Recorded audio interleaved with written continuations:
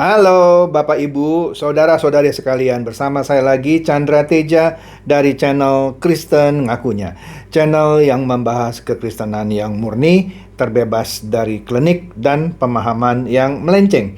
Bagi Anda yang belum subscribe channel saya, silakan subscribe channel saya. Tekan loncengnya agar Anda dapat notifikasi setiap kali saya mengupload video-video saya. Oke, pada kesempatan kali ini saya akan membahas sesuatu topik yang tentunya menarik lagi, yaitu mengapa orang lebih banyak atau lebih suka ke bar gitu ya, minum minuman keras, mabuk-mabukan ketimbang dia ke gereja. Nah, ini terus terang saya terinspirasi dari sebuah video singkat yang dikirimkan oleh seorang teman yang saya nggak tahu juga ini sumbernya dari mana, yang kira-kira berbicara mengenai hal ini. Tapi ini saya akan bahas juga berdasarkan pengalaman yang pernah saya alami dan pengalaman yang saya pernah lihat. Oke? Jadi begini. Suatu ketika, nah ini cerita yang lain dulu dan ya. Saya pernah cerita juga lah di saya punya salah satu video saya. Waktu itu Mahatma Gandhi ketika dia masih kuliah katanya di Inggris, dia mau masuk ke gereja. Padahal dia orang India loh ya. Tapi dia dicegah sama orang-orang bule gitu ya, orang berkulit putih. Ya, mohon maaf sampai sekarang Inggris masih dikategorikan agak rasis gitu ya terhadap orang-orang yang Asia. Saya nggak tahu apakah sudah membaik atau gimana. Padahal sekarang banyak orang Asia yang masuk ke Inggris. Tapi pada waktu itu ketika Mahatma Gandhi mau masuk ke gereja, dia dicegah oleh orang-orang kulit putih, tidak dikasih masuk. Akhirnya Mahatma Gandhi mengalah, dia tidak masuk.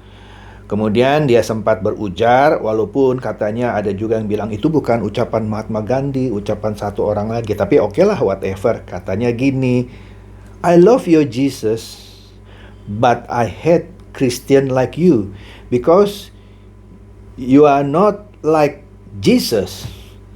Intinya, saya cinta Yesus Anda, tapi saya nggak suka Anda, bahkan saya benci orang seperti Anda yang tidak seperti Yesus Anda. Waduh, itu suatu tamparan besar loh. Artinya sebenarnya Mahatma Gandhi ini cinta Yesus, bahkan mau masuk ke gereja, mau mendengarkan khotbah. Bayangkan kalau saat itu Mahatma Gandhi tidak ditolak masuk ke gereja, mungkin loh, separuh India sekarang sudah jadi Kristen. Karena dia pemimpin loh, ya. Oke deh, itu contoh dari beberapa tahun yang lalu. Mungkin puluhan tahun yang lalu kali ya. Oke. Nah, ini cerita mengenai saya nih. Waktu itu saya belum jadi seorang pendeta ya, baru aktivis lah gitu ya. Di gereja saya yang lama, saya kadang-kadang menjadi usher, menjadi pelayan perjamuan kudus dan lain-lain. Ketika saya bertugas, saya bisa dengan murah senyumnya menyapa orang-orang, "Shalom Pak, Shalom Bu, selamat pagi," gitu ya. Tapi bisa-bisanya saya setelah keluar dari gereja gitu ya, nggak ada shalom, nggak ada damai di hati saya. Misalnya mobil saya disalip gitu ya oleh orang yang mungkin dia mau cepet-cepet gitu ya. Saya mengumpat gitu. Kurang ajar nih. Bahkan kadang-kadang keluar kata-kata kebun binatang anjing nih. Itu dulu sebelum bertobat.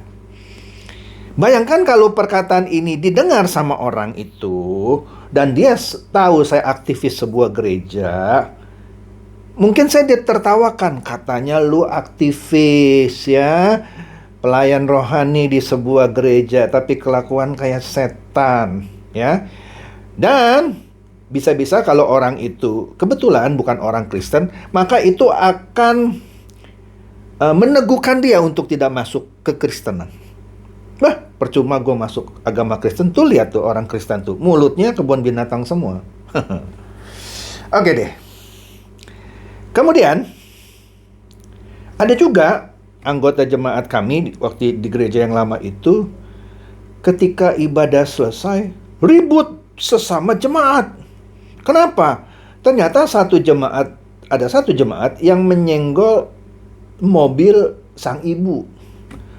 Terlibatlah dia ribut, sang ibu ini yang disenggol itu minta ganti rugi saat itu juga. Bahkan sampai bilang kira-kira begini, "Saya ini temannya ibu gembala. Saya teman baik. Kamu jangan macam-macam sama saya." Pertanyaannya, kalau Anda teman baik ibu gembala, memang itu yang jemaat juga tidak bersahabat. Kalaupun dia tidak bersahabat baik dengan ibu gembala seperti halnya Anda bersahabat baik dengan ibu gembala, so what gitu loh. Kenapa sesama orang Kristen nggak bisa menyelesaikan masalah ini secara baik-baik? Misalnya kalau sang ibu yang mobil dia serempet, kebetulan diasuransikan mobilnya, mungkin dia bisa bicara baik-baik. "Aduh Pak, kenapa ya? Bapak ngantuk atau Bapak ini, waduh untung mobil saya diasuransi." Nah kalau bapaknya yang satu ditegur dengan baik-baik, "Aduh maaf Bu, gini deh nanti resiko yang ada namanya OR ya, on risk ya, saya lupa istilahnya, yang Anda harus bayar kalau Anda mengklaim asuransi gitu ya. Nah, saya bayar dah Bu, ya supaya Ibu nggak dirugikan gitu." Kan bisa gitu. Tapi entah kenapa itu di depan gereja ributnya besar sekali. Sampai akhirnya salah satu pendeta harus keluar menenangkan keduanya. Nah ini lucu ya. Padahal dua-duanya anggota gereja di gereja yang sama, baru keluar gereja maki-maki. Cuman gara-gara keserempet. Nggak tahulah siapa yang salah. Coba kalau kejadian ini dilihat oleh orang non-Kristen. Diketawain kita. Betul nggak? Nah, yang terakhir ini adalah yang saya lihat kebetulan dari video yang saya dikirim. Menarik nih ilustrasinya.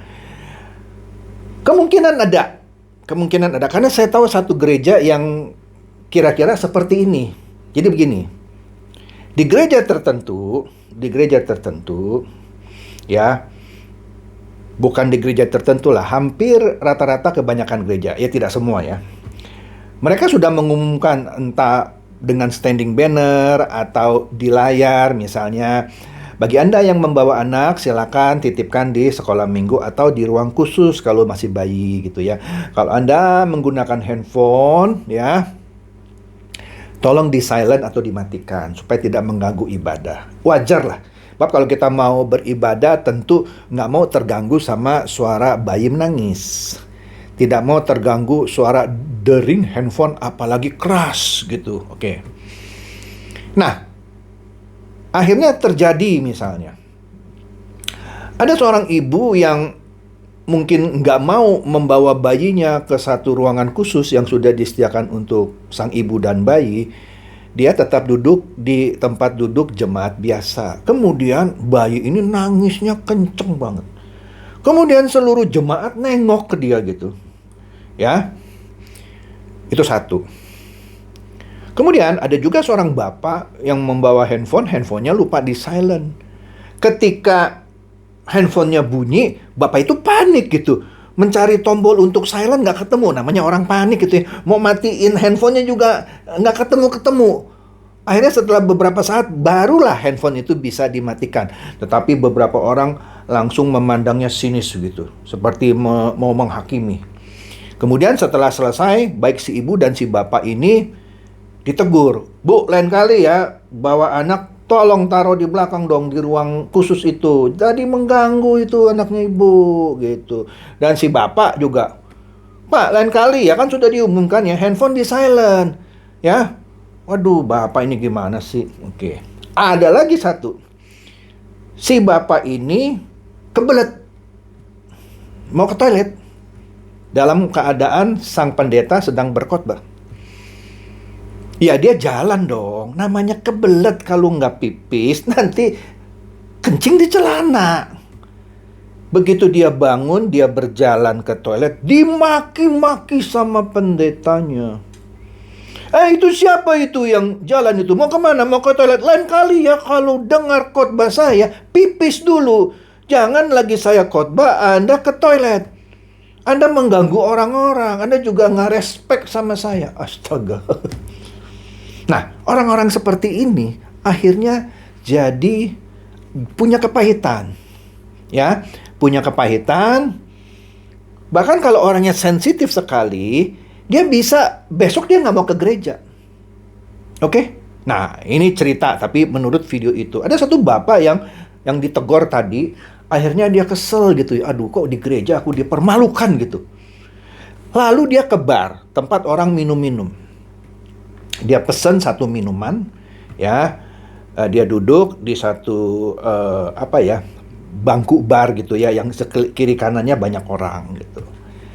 Lagi dia minum sambil dia kesel tadi mikirin yang itu, tangannya menyenggol botol minuman orang yang ada di sebelah kirinya. Botolnya jatuh ke lantai, pecah berkeping-keping, dan pecahannya itu memuncratkan air yang ada di dalam botol minuman itu. Bukan air lah ya, minuman keras, bir atau apalah. Muncrat, kena ke beberapa orang.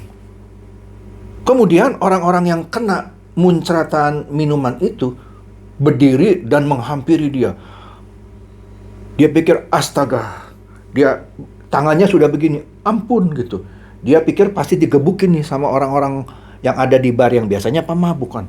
Ampun, maaf gitu. Ternyata orang yang menghampiri dia tidak memukuli dia, tidak memarahi dia seperti halnya dia dimarahi di gereja. Malah dipeluk. Tenang bro, tenang. Ada masalah apa? Santai aja, nggak apa-apa kok lah. Alah, cuman pecahan gitu. Tapi kamu kenapa-napa nggak? Kena pecahan beling nggak? Kaget dia. Mestinya kan dia pikir pasti dipukul nih sama pemabuk gitu kan. Enggak lu, dirangkul. Kemudian bartendernya bilang, tenang aja bro, katanya ya. Setiap orang juga pasti pernah bikin kesalahan seperti ini. Langsung dilap itu mejanya sama bartender gitu ya. Dibersihkan. Wah, surprise dia. Satu, dia nggak dipukuli sama orang-orang yang dianggapnya pemabuk di situ ya. Kemudian bartendernya membersihkan bekas pecahan dan muncratan air, minuman gitu ya, dan membersihkan lantai, bersih tak berbekas. Kemudian manajer barnya itu keluar. Tenang pak, katanya, nggak apa-apa kok ya, santai aja ya, kita semua di sini bersaudara, katanya. Dikeluarkanlah minuman baru lagi buat si bapak ini gratis. Padahal dia yang sudah menjatuhkan, memecahkan botol minuman orang lain. Mau nangis dia. Kok bisa ya bar yang seperti ini yang seharusnya menghukum saya karena saya sudah menjatuhkan botol minuman orang lain, isinya tumpah. Saya nggak diomelin tuh. Malah saya dihibur, dipeluk gitu ya. Malah dikasih minuman gratis. Nah, mulai dari situ katanya, dia memutuskan tidak mau lagi datang ke gereja yang menghakimi dia, marah-marahi dia, yang kelakuan orang-orang Kristen di sana tidak serupa Yesus. Padahal Kristen itu artinya to be like Christ, mau menjadi serupa Kristus. Kenyataannya 0-0. Bahkan pendetanya yang marah-marahin dia karena mau pipis gitu ya, diomelin. Padahal kalau dia nggak pipis, nggak ke toilet, bisa kencing di celana. Jadi dia menganggap bar itu adalah tempat yang nyaman buat dia ketimbang ke gereja. Maka untuk kasus ini, nggak heran dia akhirnya menjadi pelanggan tetap bar itu ketimbang menjadi pelanggan tetap gereja yang menghakimi dia. Pelajaran apa yang kita bisa tarik dari ilustrasi ini? Kalau Anda mau jadi orang Kristen dan Anda mau memenangkan banyak orang, kan ada amanat agung ya yang menyatakan pergilah dan jadikan segala bangsa muridku. Itu bukan berarti Anda harus pergi ke Kanada, ke Amerika, ke Tibet, ke China, ke Jepang, ke New Zealand, ke Australia untuk menjadikan mereka semua bangsa murid Tuhan Yesus. Bukan begitu artinya. Singkat aja ya, ayat itu berbicara adalah bagaimana Anda bisa memenangkan jiwa dengan perilaku yang Anda tunjukkan sebagai orang Kristen yang benar gitu. Sehingga orang melihat perilaku Anda, wah baik nih orang nih. Pasti nih orang Kristen nih ya. Saya mau nih seperti dia. Sehingga Anda bisa memenangkan orang ini. Nah, ironisnya orang-orang yang di bar ini justru bisa memenangkan si bapak ini sehingga bisa menjadi pelanggan tetap. Mestinya kan orang-orang Kristen yang di gereja yang memenangkan bapak ini yang sebenarnya sudah datang ke gereja gitu ya. Malah kehilangan. Alih-alih untuk memenangkan malah kehilangan. Begitu juga orang yang mengusir Mahatma Gandhi. Jadi simpelnya amanat agung itu nggak usah Anda pinter berkhotbah. Anda praktekkan saja apa yang difirmankan Tuhan. Tunjukkan itu dalam perilaku kehidupan Anda sehari-hari. Itulah cara Anda memenangkan orang. Nggak usah pinter khotbah.